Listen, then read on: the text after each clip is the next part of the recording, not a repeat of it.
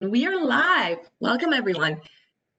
And thank you for joining us this morning at the University of Saskatchewan Virtual Counselor Information Session. Our agenda today is an exciting agenda. We have lots and lots of exciting updates for you today. We're going to start with a beautiful welcome from our lovely manager, after which we'll dive right into the recruitment updates. For some of you that might be new to your roles or haven't had a chance to see a highlight of what exactly the University of Saskatchewan offers, we'll briefly introduce that and also share anything that's new with recruitment with you. And then jump right into admissions updates and requirements and deadlines, all the things that you're here for today and that you're wanting to know. And we'll have an opportunity to connect further, answer any questions that you might have, make sure that everything is as clear as day and everybody is happy. Starting from 10 a.m., we're kind of broken into two separate sessions this morning. We're going to jump into the college updates and program updates. So we'll have the non-direct entry and regional colleges join us first, and then go into the direct entry college updates. And of course, end with an opportunity for everybody to ask any questions that they wish to do and provide any feedback, because that's also very important for us here at USAS to hear from you. First and foremost, I'm going to just go ahead and turn off my camera and pass it over to Danny Freire, Manager of Student Recruitment at USASC, to welcome you and introduce today's session for us. Danny. Thank you so much, Valentina. Can you hear me? Can you give me a thumbs up? Somebody? I sure can. Thank you so much. All right, perfect. Thank you so much for attending our counselor session. I am happy to be back after being 6 months away on parental leave. And before we get started, I'll jump into our land acknowledgement. The University of Saskatchewan main campus is situated on Treaty 6 territory and the homeland of the Métis. We pay our respects to the First Nations and Métis ancestors of this place, and we reaffirm our relationship with one another. I wanted to make sure that I provide you with lots of updates. And wow, I've been away for 6 months and it seems like a whirlwind from what I have seen so far. And I want to thank you and also the team of Student Recruitment for making sure that they maintain you up to date over this past 6 months. The first thing that I wanted to highlight was in response to some of the questions that you sent in regarding, well, how does it look for the university? What are we doing? And how do students get the best information? The University of Saskatchewan, as you're aware, is mostly remotely teaching classes, and in the winter term will also be remotely. But in order to get the most up-to-date information from the university, please ensure that you're visiting the COVID-19 website that gets updated as decisions are made or as things change for students at the university. So that's my number one tip for today. In the second piece, some of the questions came around, well, how many people are studying on campus and what does it look like? So I wanted to give you a quick update on the student enrollment at the university. You might have heard that we have a very healthy enrollment. We are still growing as a university, which is very good.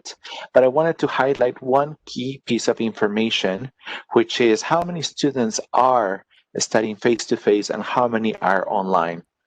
So if I can click on that so that the next slide shows up. When you go onto the website, the source website that I have put underneath here, you'll see this exact enrollment snapshot with all the definitions underneath it.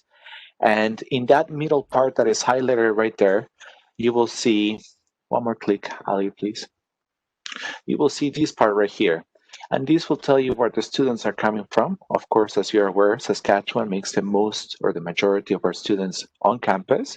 And underneath it, they have put down something very useful for us to know, that fully remote online learning is 88.5% of the students, and that about 11.5% are students that are studying here on campus.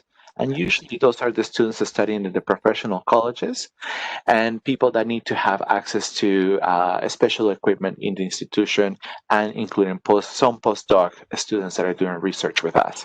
So it's a very small number of people, but we do have some in-person learning happening at the university.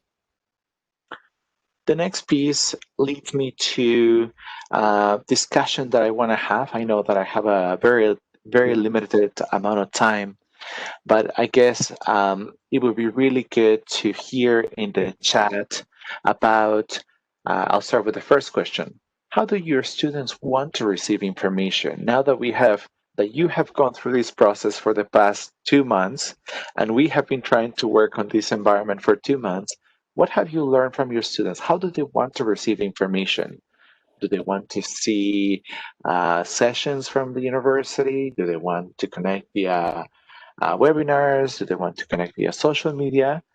If you can provide me some feedback, or if you want to put your hand up if that's an option, or write on the chat, then that would be really helpful for us to adjust our decision making as we go through. I'll stop there for a second.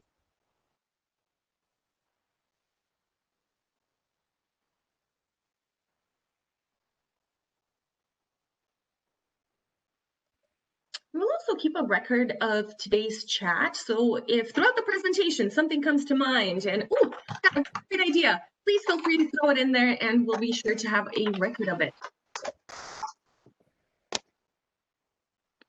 Perfect. I don't see anything at the moment, so I'm going to ask the second question is, how are you supporting your students in this new environment? You have a unique position because some of you are in the actual schools to talk with students. But how do you support students would be the second question. And is it face-to-face still, or is it virtual, or is there a mix of the two things?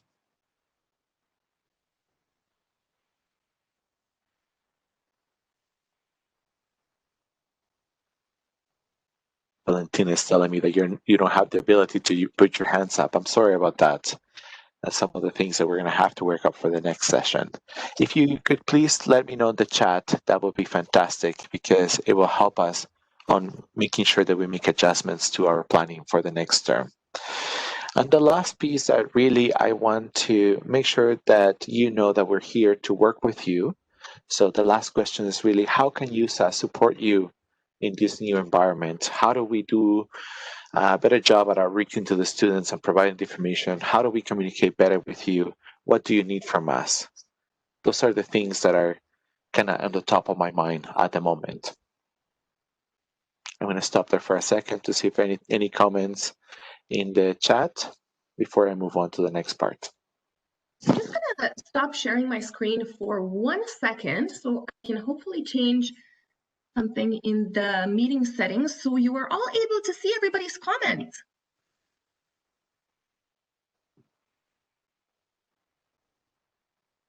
Thank you, Valentina.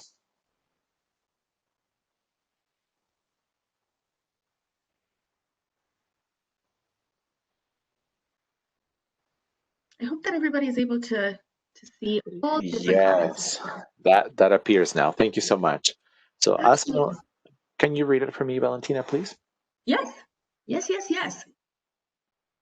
We have a comment that students like the open houses and the chat feature. And what else do we have? Meeting students in the office, in the classroom.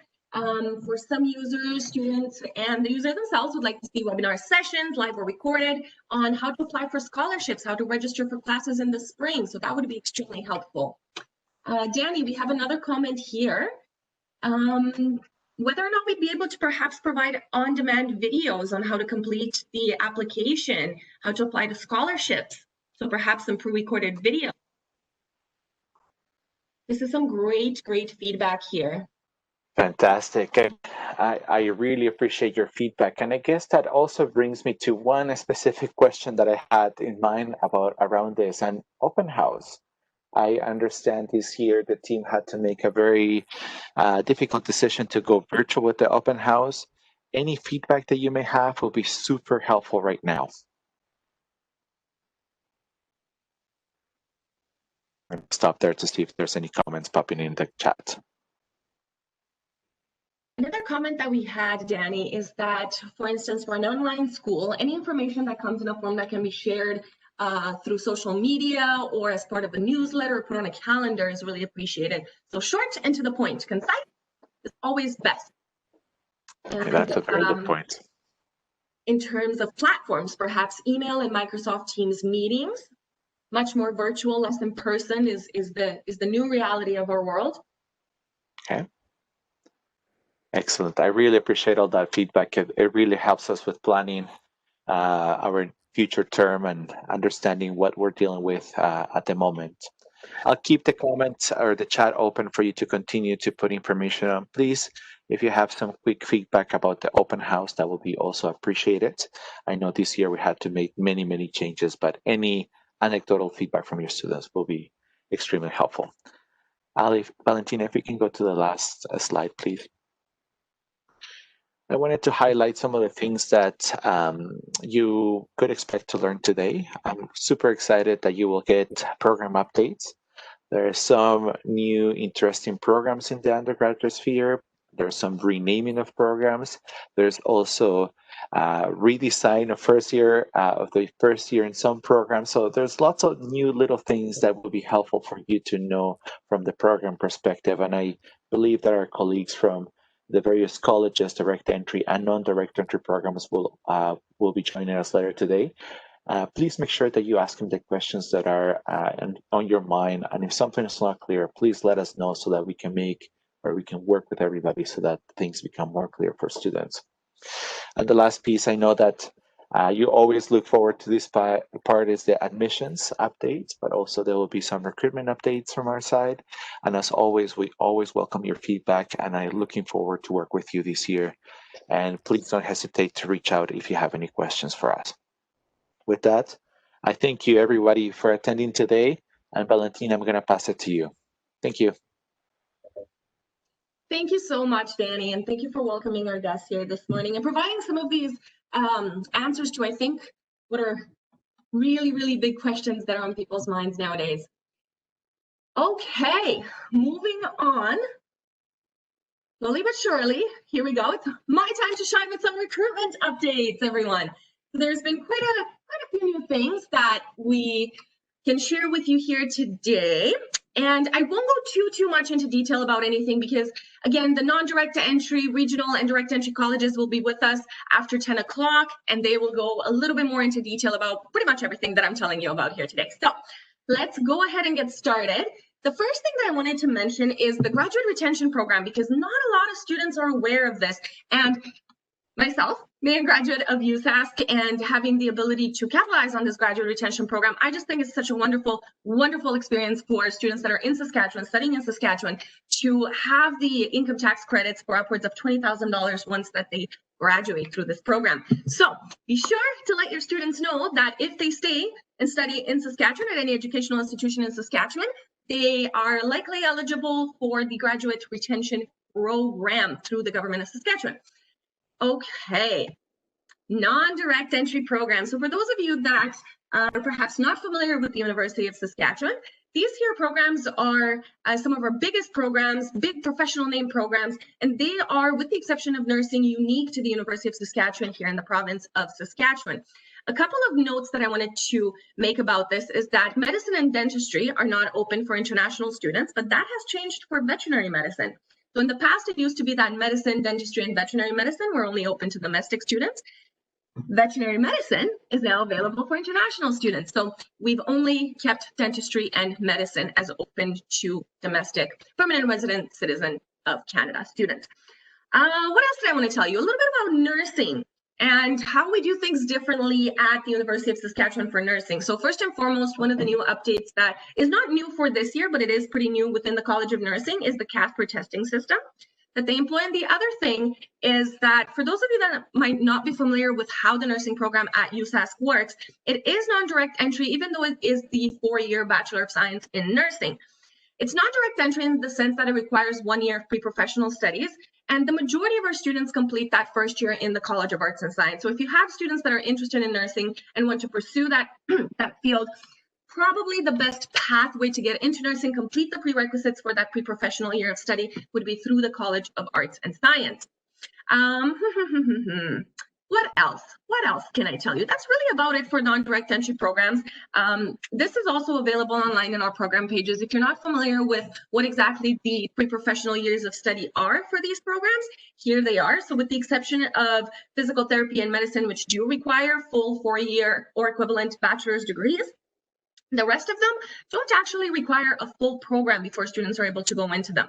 So just a few years worth of credit, okay? Direct entry programs, on the other hand, lots and lots of exciting things happening. And one thing that we've added to a direct entry program, we now have the College of Agriculture and Bioresources, Arts and Science, Education, Edwards School of Business, Engineering, Kinesiology. And we also have direct entry into the Combined Education and Kinesiology program. So a program that previously was split between the two colleges is now offered simultaneously. Students are students of both colleges at the same time and able to capitalize on resources from both colleges, so student supports and things like that.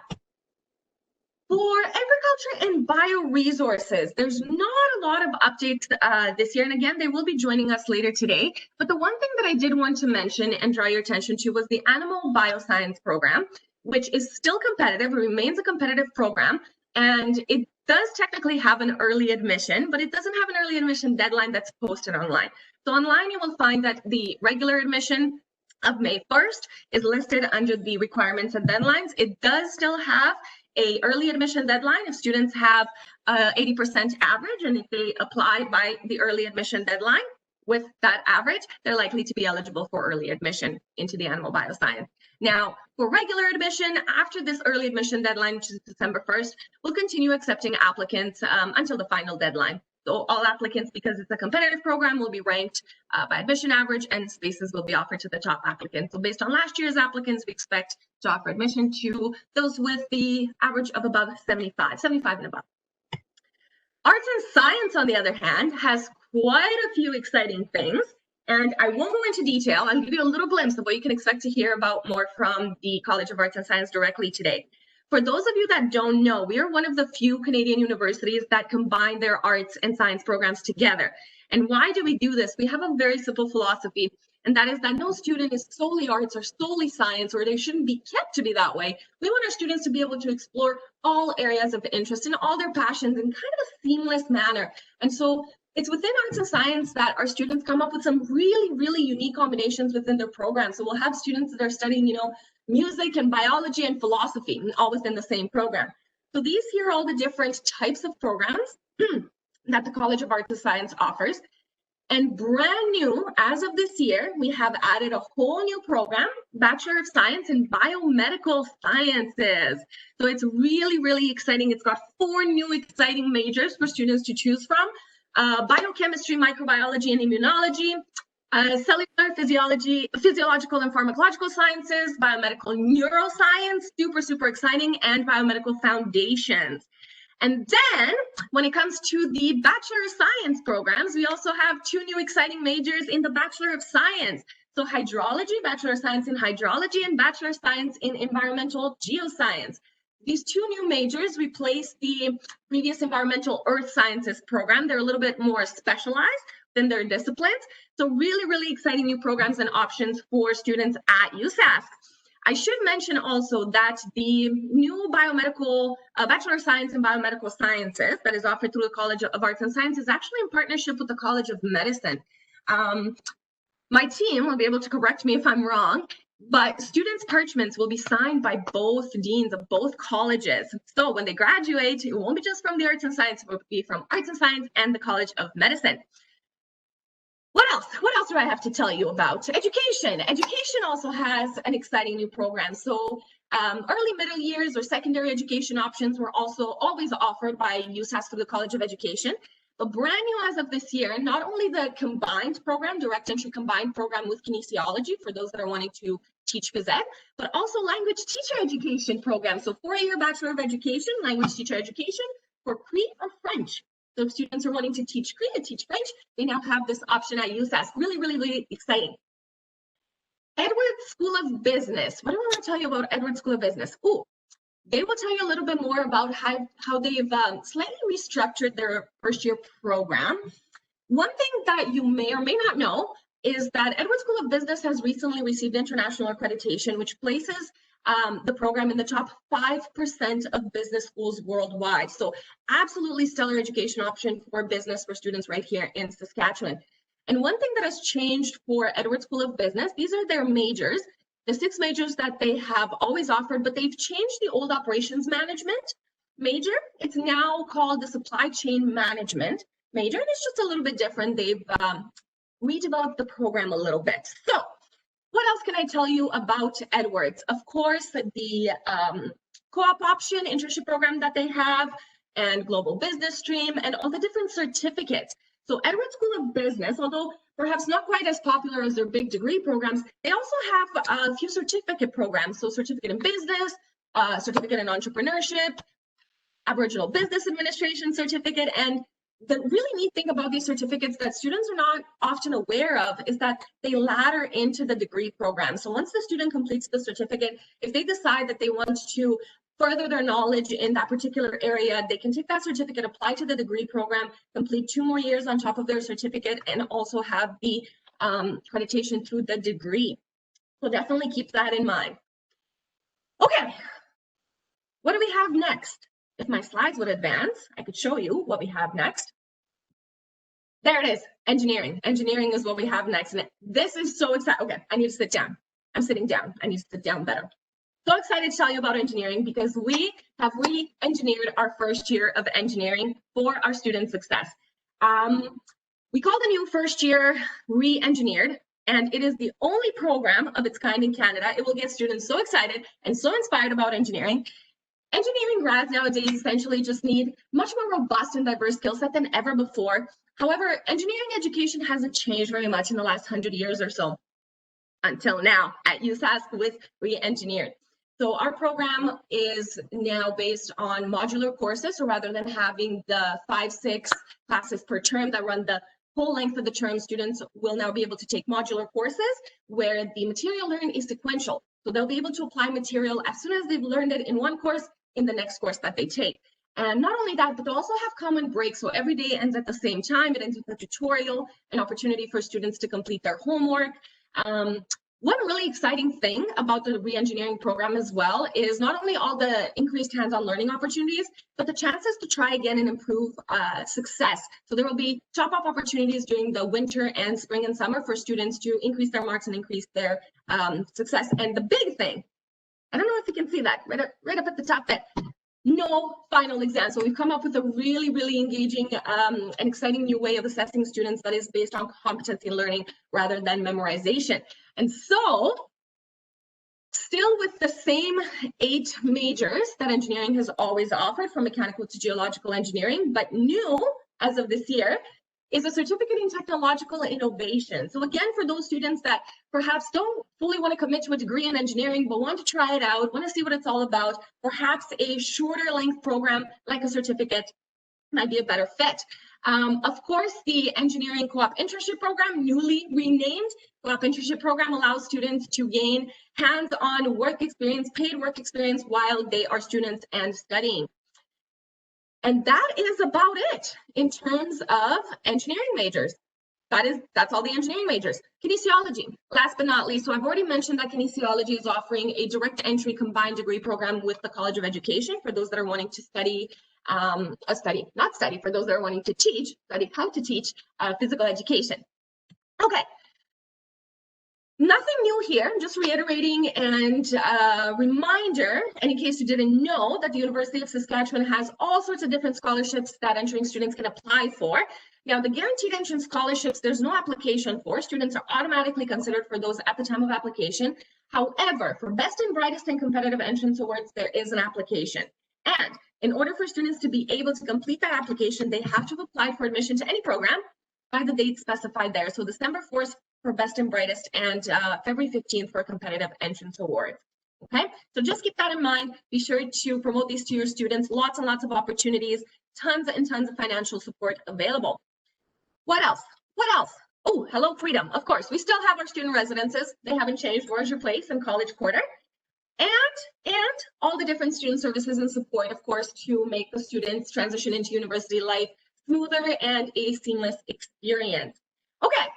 Last but not least, a couple of things that I wanted to share with you are some of the upcoming USask events. So moving to this whole new virtual format, our reality is that we're online more than ever. And so in wanting to connect with students, being very limited on being able to do this in person, not being able to do it whatsoever, we've increased our options for students to connect with us online. So we offer USask Express events. We've set the dates, and I'm really, really excited to tell you that November 10th, November 19th and November 24th. I believe it is from 6:30 until 8:30 p.m. So outside of regular school hours, students will be able to join with their peers or with their parents or whatever the case may be. And then we also have a really exciting event for students interested in engineering. So because we've revamped the program, it's really, really exciting. We have so many new changes and exciting things to share with students. What is Engineering is an event that's put on by the College of Engineering. It's going to be on November 17th, I believe also in the afternoon. And it's a live stream event and an opportunity to connect with the college, learn more about the program, get to know your faculty, even some of the faculty that might be teaching you later down the road.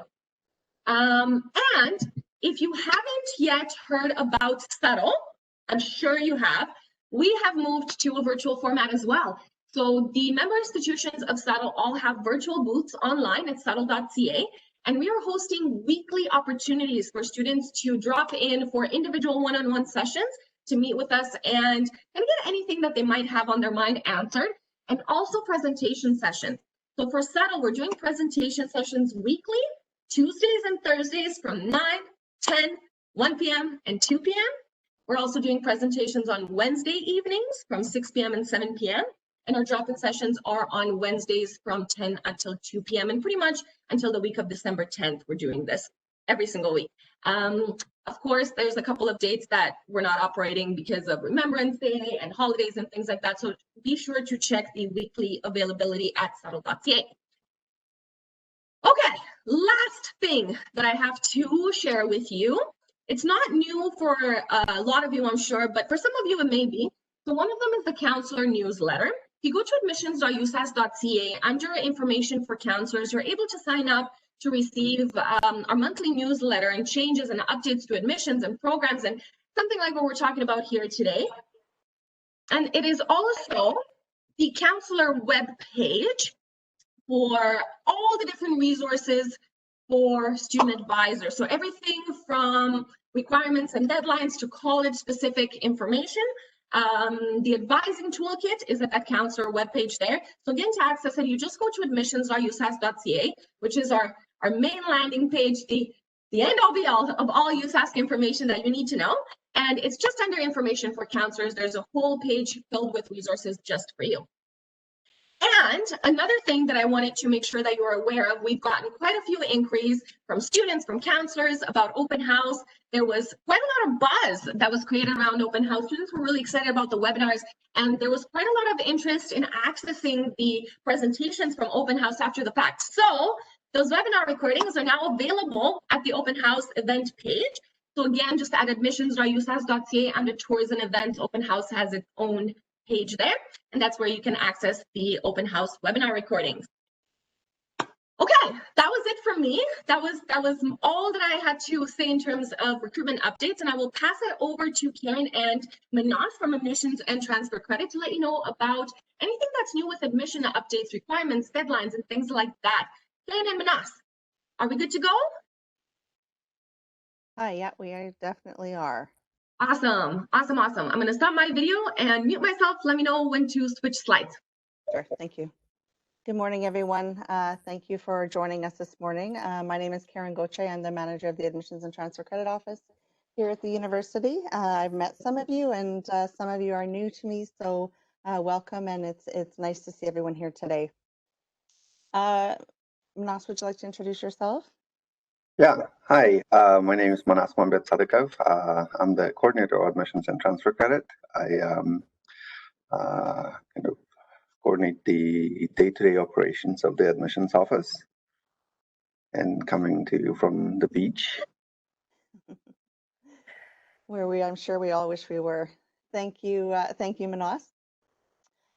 So today we're just going to go over our requirements for the direct entry programs, which is the majority of what our office processes. So for some of you, these may be familiar. For some of you, these may be brand new. So we've taken the basics. We have about 20 minutes to go through information. So we've taken the basics, and we will go through those. And then we do have our question and answer period afterwards. And as Ali said, our website is also our main information site. So that is also the your go-to after this meeting as well. But we're always here to answer questions as well through email or through our Prospective Student Services office, which most of you are familiar with.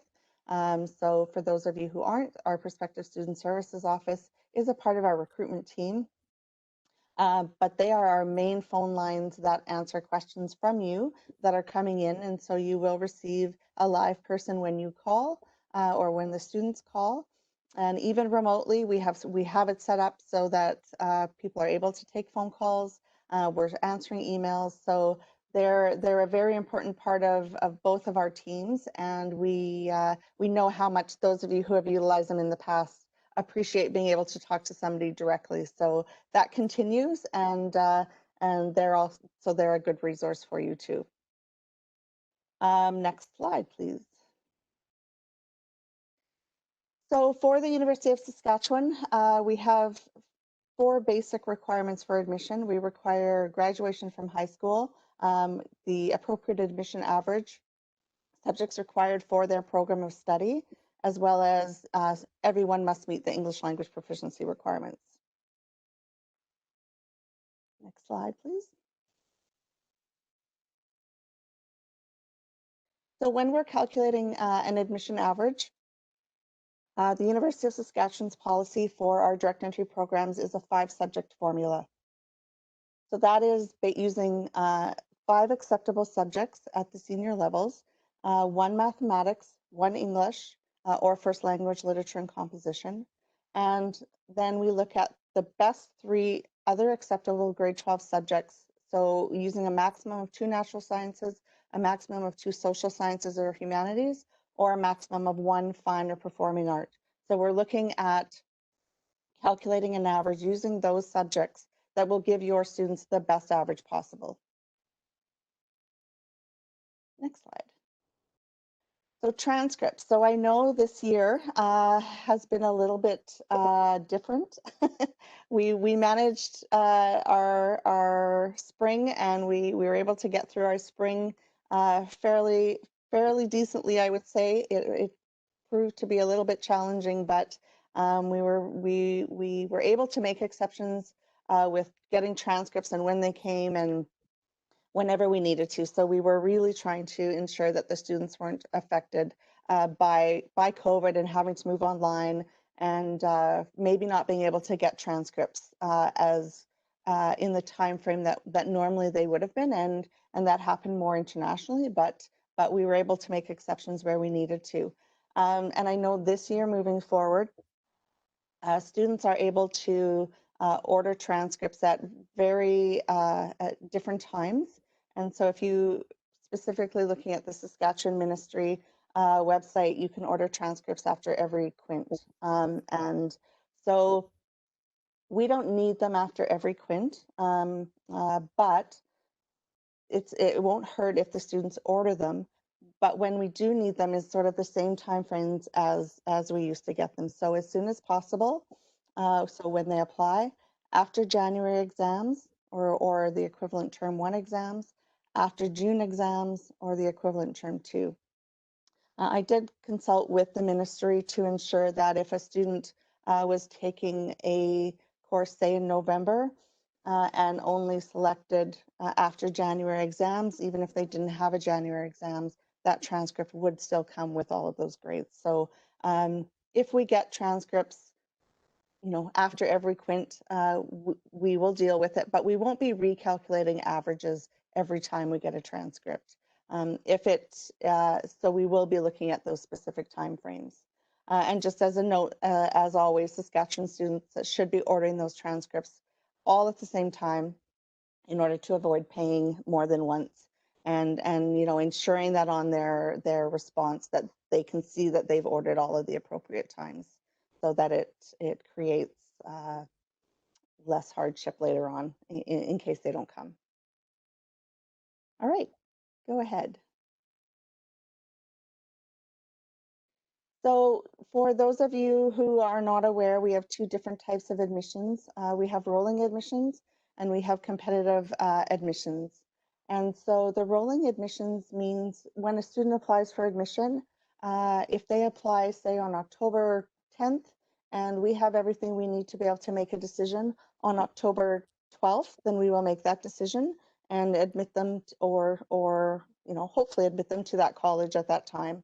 The competitive ranked based admissions means there's a certain number of seats that are allowed for those programs.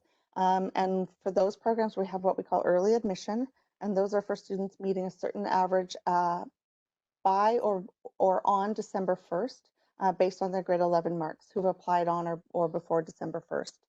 And so anybody that meets that competitive average at that time will be admitted. And then anybody that applies after December 1st will be held, ranked after our application deadline, and then admitted in order of average. And so that's the difference between the competitive and rolling. Next slide, please.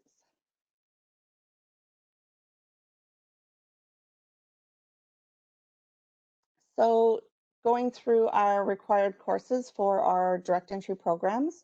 So for the Bachelor of Animal Bioscience, students must have a senior level biology, chemistry, and math. The same for our Bachelor in Science in Agriculture, the RRM, and the Diploma in Agronomy. For our Bachelor of Science in Agribusiness and the Diploma, they must have biology or chemistry or physics and a senior level math. And with the exception of animal bioscience, students can be admitted with a deficiency in these programs that would be cleared before the second year. For arts and science, so mathematics is a requirement for arts and science, but students are allowed to have a deficiency in this program in the College of Arts and Science. With arts and science, it may or may not have to be cleared before the second year of study. If students are admitted, they will be looked at with a 50%. All deficiencies are looked at with a 50% included in the average. And so they must still maintain or meet that admission average with that deficiency average included.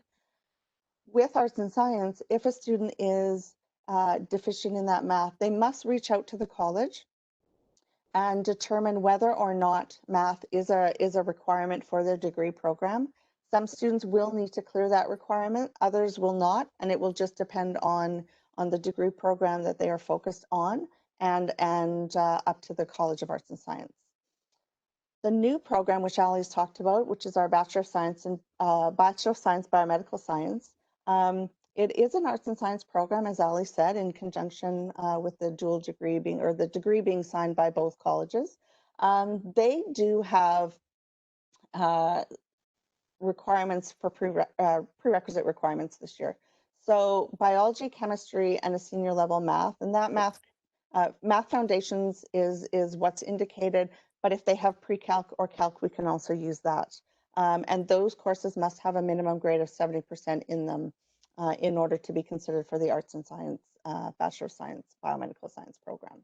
So that's new this year, and that's a new program that we're admitting to. For education, as we talked about earlier, education, all of their four-year education programs have the same requirements. So biology, chemistry, physics or geology, history, social studies or native languages, language or finer performing art, and a mathematics. And as indicated, that new program, the language teacher education program, is a new program, but the requirements are the same. So it's not different than the other education programs. So same requirements. The combined Bachelor of Science in Kin and Bachelor of Education does have different prerequisites, and that's biology, chemistry or physics, and mathematics, again, all at the senior level. And again, with the exception of that combined program, students can have two deficiencies to be admitted into the education programs, which must be cleared up before second year. Next slide, please. Bachelor of Commerce through our Edwards School of Business. New changes here. So mathematics has always been a required course.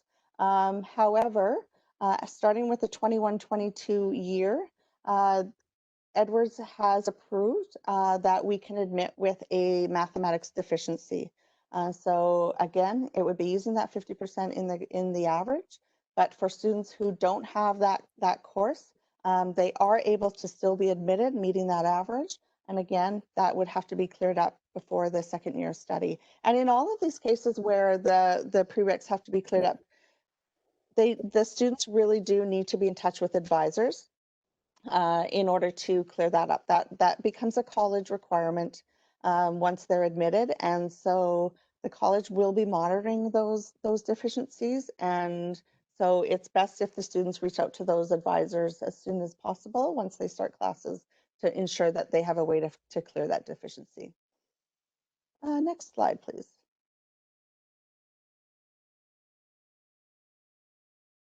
Engineering.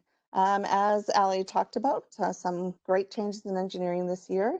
But none in the admission requirements. So chemistry, physics, pre-calc, math are still required, and a minimum of 70% is required in each of these courses. As you may recall, calculus did used to be a requirement, but in the last year has been removed, and so pre-calculus, physics, and chemistry are what are required, and highlighting that each one of those courses must have a minimum 70% average in them,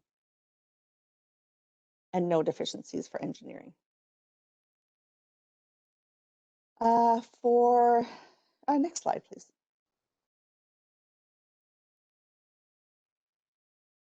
So for our admission averages, so right now, as you know, we have just started open door applications on the 29th of September, I think, September 24th on open house day.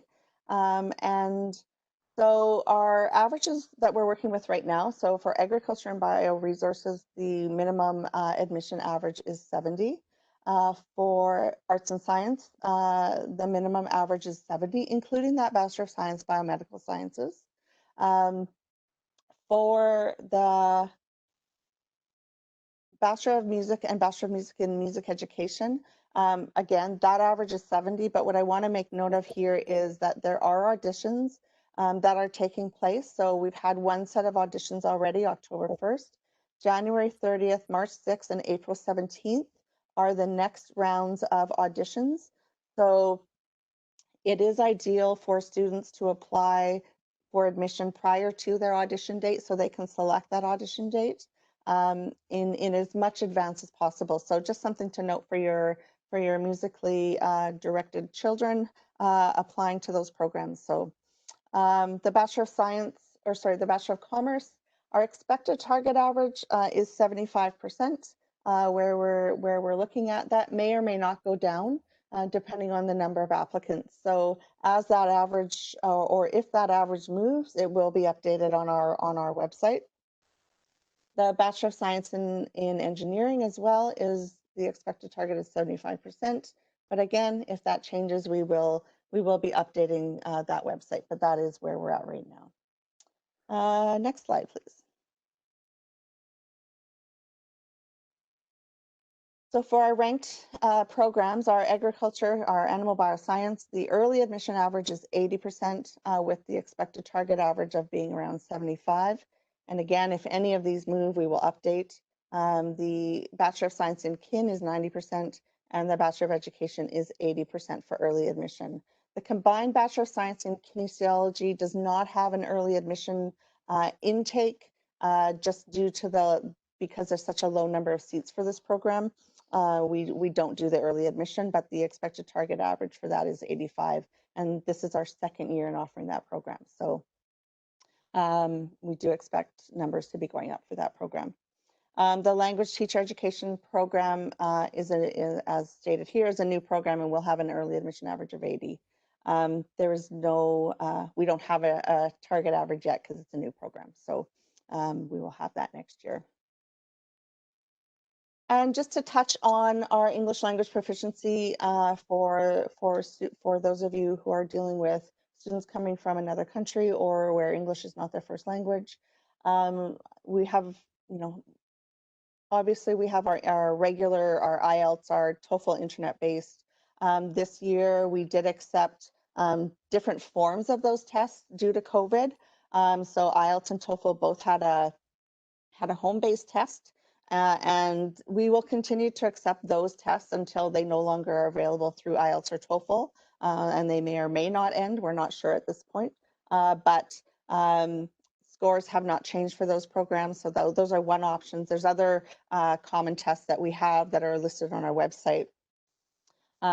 This year, one of the common, for 2020-21, we did accept a test. For those of you who may have been looking at our website, we did accept a test called Duolingo.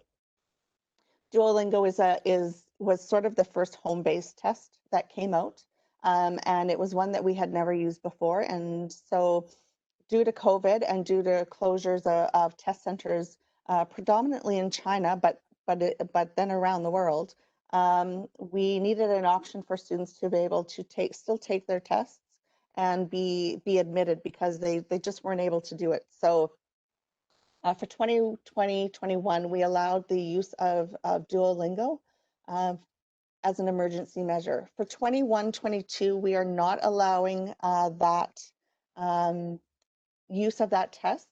We're looking at the results of those applicants that were admitted with that, and then we'll be doing some research to determine whether or not we will continue to use that test for the 22-23 and on cycles. So just in case, so you may see it up there right now because we still have our January session still open, applications still open. Once that is closed, you won't see it for the next upcoming year. Next slide, please. So obviously, as predominantly high school teachers here, we do have methods for students to come in by completing their high school studies. So our first is completing at least 3 years of full-time study in an approved English medium secondary school, which includes your grade 10, 11, and 12, as well as successful completion of the grade 12 English Language Arts A and B 30, or the equivalent, say, in Manitoba. Students from overseas schools offering a Canadian curriculum, which we do have quite a number, we do require them to have a little bit, or to have a specific grade on their grade 12 English course, which is 65, whereas for our students studying within Canada, we don't have that for the 3-year, it's just 3 years. Next slide. And so we know not everybody's able to study for 3 years. They're coming, at different times in their schooling. So at least 2.5 years is the next option. Here we do start putting some minimum final grades on those English courses. So at least 2.5 years of full-time study. This one, the students must have a minimum final grade of 70%, and then at least 2 years of full-time study as another option, with a final grade in English of 80%. So just trying to ensure we accommodate as many scenarios as possible. And so that is our process for our high school students, or clearing their English through high school. Next slide, please. And of course, we have the Language Center here at the University of Saskatchewan as another option to clear their English proficiency. It's a great option. We do see lots of success coming out of this program and highly recommend it. And they will come out of, once students complete that, they can be conditionally admitted based upon being registered in the Language Center for all of our direct entry programs. And then once they complete the appropriate level, they will then be able to start their classes. So another great option for students. Next slide, please.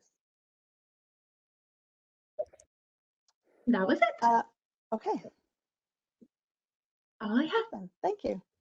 Thank you. Thank you so much, Karen. Really appreciate you going over all of this and making sure that makes sense and everybody understands, and go over the changes that happened this year, especially with some of the new programs, requirements, deadlines, and things like that. Yeah. Can I just say one more thing, Allie? For sure, please. One of the things that we do want you to be aware of is that the university has made a decision to allow their staff to have extra time off this year at Christmas due to COVID and the work that was put in this past 6 months. So our offices will be closing on December 21st and reopening on January 4th. So normally we close on Christmas Eve, but we will be closing 4 days earlier this year. And so our intent is always to have our early admission decisions out before we go for Christmas. And that won't change. That will still happen. Students aren't getting mail. Unfortunately, we're not able to send the confetti this year because our staff are all working remotely. But students will get their letters within their account, in their application account. So that's where and they'll get an email telling them that it's there. But that intent doesn't change this year, even though we're closed earlier. So. Thank you, Karen. Very important. Very important. Thank you for mentioning that. In closing this morning's recruitment and admission update, I'd just like to invite, thank you again, Karen and Manas, and also for answering the questions in the chat. If there's anything that we missed, I'll be sure to go back in just a second here and make sure that we address all the questions. In the meantime, Kathy Suderman, I would really like to invite our lovely coordinator, Kathy, to provide some closing remarks for us here today and also share some exciting news with you, maybe? Kathy?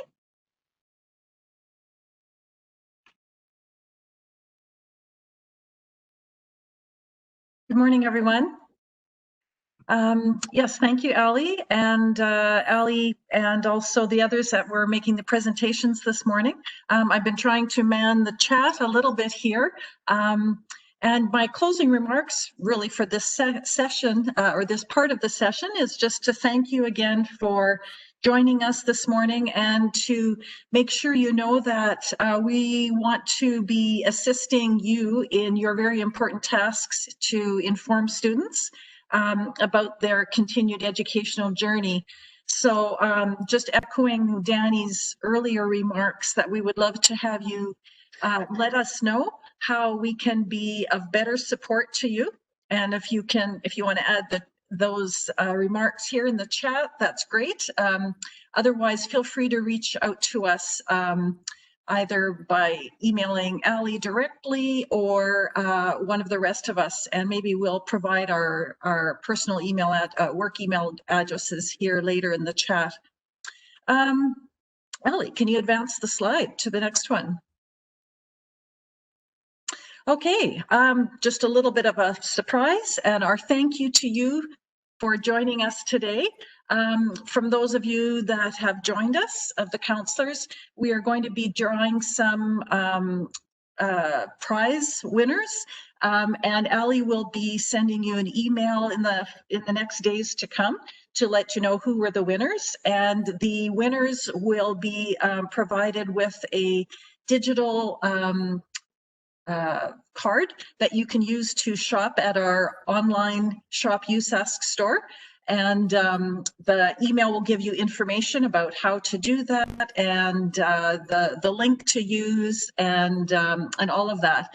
And it's an opportunity for us to thank you. The cards that will be sent to you will be in a valued of $100. And so the lucky winners can go in and choose apparel that has our branding on it or other gift items that could be chosen by you, and then they'll be mailed out directly to you. So no in-person needs to happen. Of course, if someone from Saskatoon happens to be selected, you would have the option of going to the Shop USask store. But yeah, thanks again, and I'll turn it back to Ali. And Ali, I'm not sure for the Q&A if you want help with reading out the questions. Sure. We are getting a lot of really great questions to the chat, so I definitely want to make sure that we're addressing all of them and we don't miss any. One of the questions that seem to be fairly common is whether or not we are accepting unofficial transcripts or whether students need to go in and select to have their transcripts sent to the university from the Ministry of Education. The latter is the case. And so we do require transcripts to come directly from the ministry at the 3 times specified earlier by Karen. So as soon as possible, once the student applies, after December exams or after term 1 exams, and then January, not December, and after term 2 exams. If I miss anything, please, anybody jump in, let me know. I see that the gap year option has been thoroughly addressed in here. Ooh, one really good question is whether Regina campus is still open for a nursing program. Of course, absolutely. Regina campus is still doing the Bachelor of Science in Nursing 4-year program in Regina, the 3 years that are outside of the College of Arts and Science, if you will, at USask for that pre-professional year. What else do we have here? Are the slides going to be made available? Yes, absolutely. So I've already started to receive some requests from those that are not able to join us here today to provide them. So if you are interested in accessing this set of slides, please send me an email and let me know and I'll add you to that list. Or perhaps we can just send it to everybody that participated here today if there's interest in that. I don't want to spam you with emails, but we can certainly do that. What else do we have? Allie, I see one that hasn't been addressed yet from Bill. Is the Regina campus still open for the nursing program for fall 2021? I just addressed that one. Oh, I'm sorry. No worries. Yes, it is. Absolutely. Regina campus is still open and offering the 3 years of College of Nursing programming once that a student has completed the pre-professional requirements for that program. Kathy, do you see anything else? Can students stack scholarships? Ooh, this is a really good one. Can students stack scholarships? Yes, absolutely. So students are able to receive either a Best and Brightest or a competitive entrance scholarship and a guaranteed entrance award as well. So that's the way that we can stack scholarships. And then of course, once students have started their studies at USask, we have continuing scholarships and continuing bursaries, 2 separate applications every year that students can go in and access some additional funding as well. And those scholarships are also stackable for the most part. Kathy, am I missing anything in here? Do you see anything I haven't? I'm just scrolling through. I think everything has been addressed so far. I see one from Tammy Saylor just asking, why is the U of S the only school that requests an official transcript of grade 11 marks? We request them because we have a downloaded system that we receive all of our Saskatchewan marks. And so that is why they are requested, and it calculates averages within our system. And so that's why we request them automatically, because we have a program that is programmed to do that for us. So yeah, so that's why we're asking them to come direct. Thank you, Karen. Thank you. Is physical education 30 required for education, or the combined education kinesiology degree is not required, but it is one of the acceptable subjects? And whether or not a business is looking for pre-calculus or foundations, either one, foundations, pre-calc, or calc will meet that math requirement.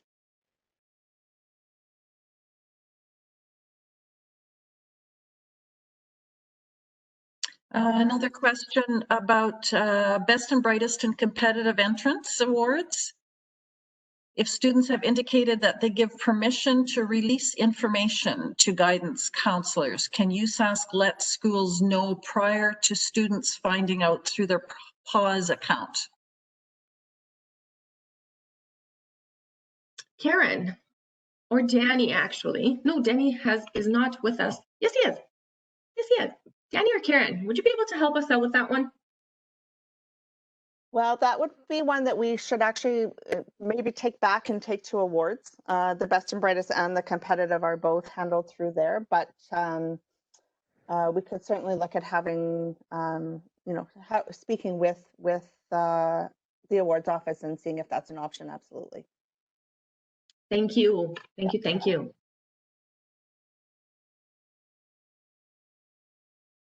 Making note of anybody that wants the recordings as well.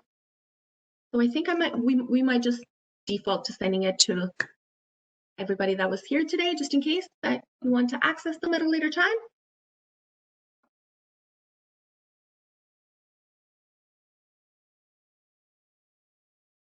There's a question from Bill as well, Karen, whether counselors are able to send unofficial transcripts if students only request administered transcripts to be sent at the last 2 times, so after semester 1 and semester 2.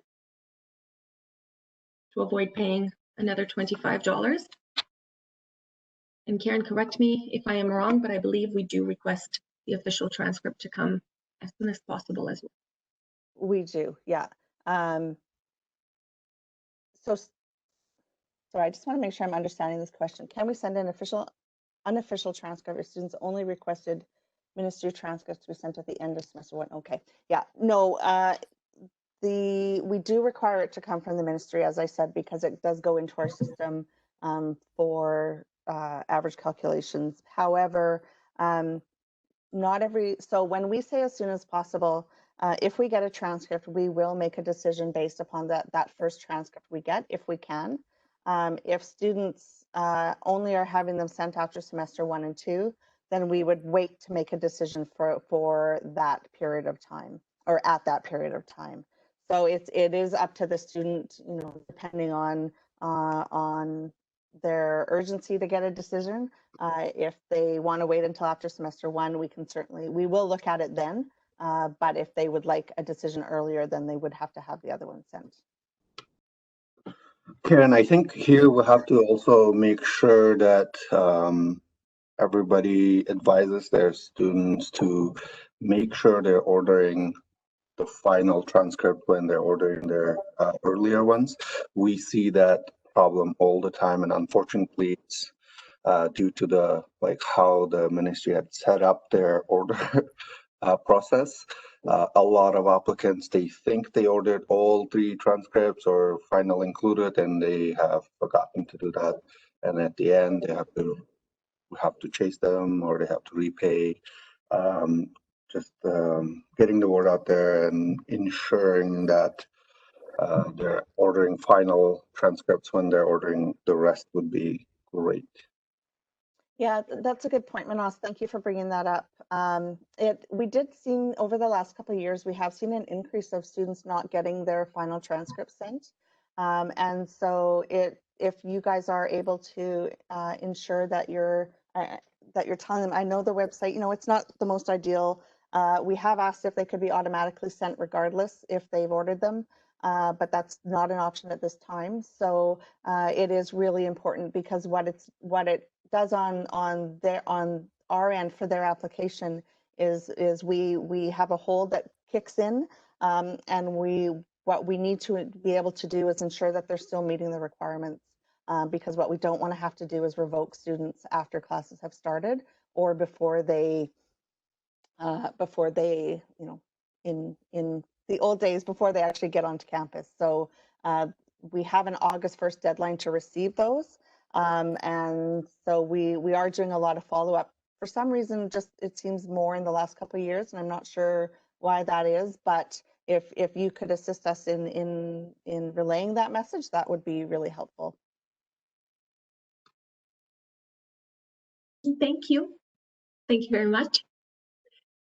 I think we're getting to the end of any questions that we might have. Karen, there was a really good one from Counselor here with regards to French immersion students. They can graduate with an English and French immersion 30.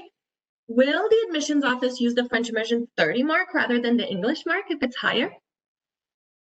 Yes, we can.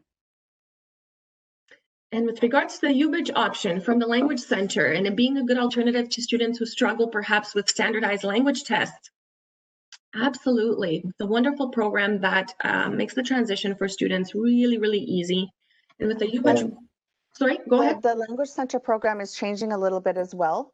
And so they are changing the way that their levels are done. So they are switching in January. They are switched January 2021.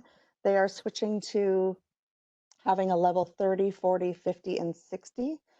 In the past, you used to be able to do the UPrep, which was just language courses, or you could do the UBridge if you had high enough TOEFL or IELTS scores, which allowed you to take a university class as well. Starting in January, the two are combining, and there will be one level 60, which is the old highest level UPrep, and the UBridge. And so every student, once they get to UP or level 60, will take a university class, and that will be the level 60 will be the requirement that we need in order to meet that English proficiency. So some changes there that are happening, and information will be available on the website.